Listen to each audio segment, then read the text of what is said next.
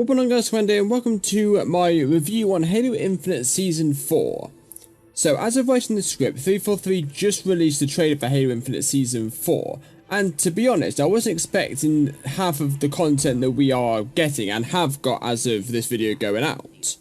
Obviously, we knew we were getting a progression system, infection, and new maps, but something else 343 showed off in the trailer is the new weapon models, which I personally think look insane, as well as new abilities and something that I don't really see anybody talking about, which is cross-core weapon and armor coatings, which is a main part of cross-core customization that I was looking forward to, which is a quite nice surprise. Infection is the new big game mode with this season, and what the whole season itself is based on. I loved Infection from Halo 4 and 5, and Infinite is no different. It's a little different because it's a bit more that it's more AI controlled rather than being an infected virus like it has been the case in previous Halo games, but to be honest, the mode is fun enough as it is, so I don't really care that much.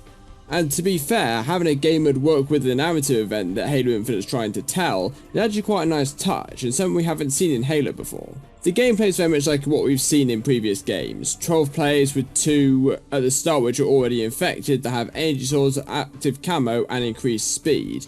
The rest start with 2 weapons with limited ammo and have to scavenge the battlefield to find new ones while keeping themselves out of harm's way. One thing I will say is I'm not a huge fan of is the original infected forms have camo as I stated before, but the camo only has an effect when you're stood still or crouching, whereas normal camo still holds its effect while you're walking and fades when you start sprinting. Now I understand this to increase tactics and skills for the original infected, but when the survivors have heavy weapons and machine guns on their side, which I think is a cool addition by the way, it makes gameplay a bit more one-sided and gives the survivors the edge, which I personally think should be the other way around. Although I would have liked 343 to go back to their flood for infection, I don't really mind the way they're doing it because it fits the narrative story, and they're telling it to coincide with this infection, with the infection game mode. And to me, so long as the game mode plays well and is aesthetically pleasing, it doesn't really bother me that much. So one of the new abilities in this update is a teleport ability. It's not its exact name, it's something like temporal teleport something or other, but I'll put the name of it on the screen now. Now, at first glance, I didn't really like this ability too much, but after using it while playing Infection, I have warmed to it. I can see this being very useful in normal Slayer modes, where you need to quickly get away from a risky situation. However, the Threat Seeker, I really don't see the point of being added. It's just a modified threat sensor with a few changes made. Like, it doesn't work through walls, but as an ability, I'd rather use the threat sensor. They have added a load of new features in Forge, such as static water, minigame functions, new objects and VFX. Now, while I don't use Forge to create things, with the addition of Infection and the separate minigame functions as well, I can't wait to see what the community uses this to create, and what custom games could be like, the possibility to add future multiplayer maps into the standard matchmaking playlist, so I'm really looking forward to that. The new weapon models were also a nice surprise. I'm not a huge fan of all of them. I think the smooth looking BR is a little bit bland and lazy, but the more mechanical looking variants of the AR, BR and the Bulldog, I love the hell out of.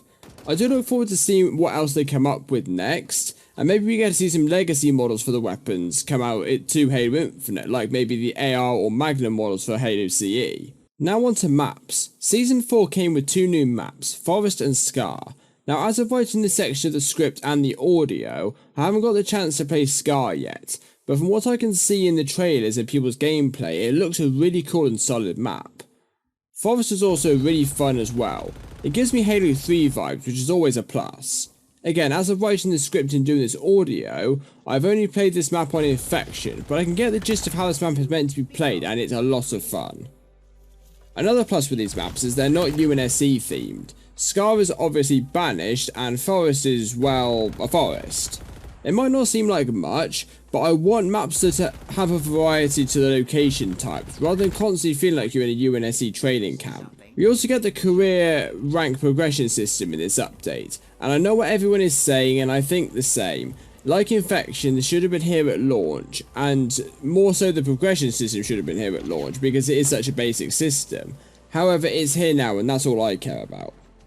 So it finally seems like 343 are getting their act together when it comes to Halo Infinite, and it's good to see. Not only are we now up to date with the roadmaps with the exception of player reporting, which I don't think is there, but correct me if I'm wrong, and VIP/escalation game modes that were on the Halo 3's roadmap. Yeah, thought you forgot about those, didn't you, 343? But we're also getting brand new content that we don't expect to get, which is what I want to see. When each season releases, we know what we're getting, like new modes, new maps, new battle pass, new fracture event, which is also absent from this season, which I'm not sure if they've announced it later on, but have you noticed with the update we haven't got a fracture event yet? That's interesting. However, it's things like the new weapon models and advancements to cross-core customization that's a surprise to be sure, but a definite welcome one.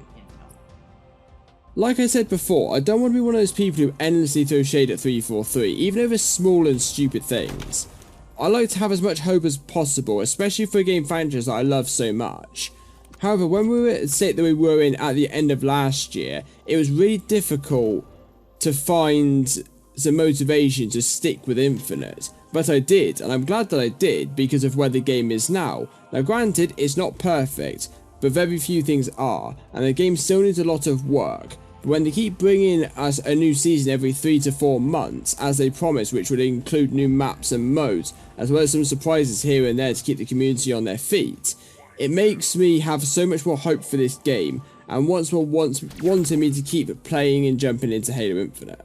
Since 343 added Super Fiesta into Infinite, for example, I've been playing it to the death, because it was my favourite game mode in Halo 5, and it's so much more fun in Infinite.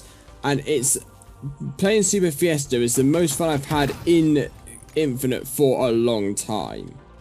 And if between these seasonal updates they drip and drop these little small features now and again when they're ready, it will keep me even more invested and want to invest more time into this game.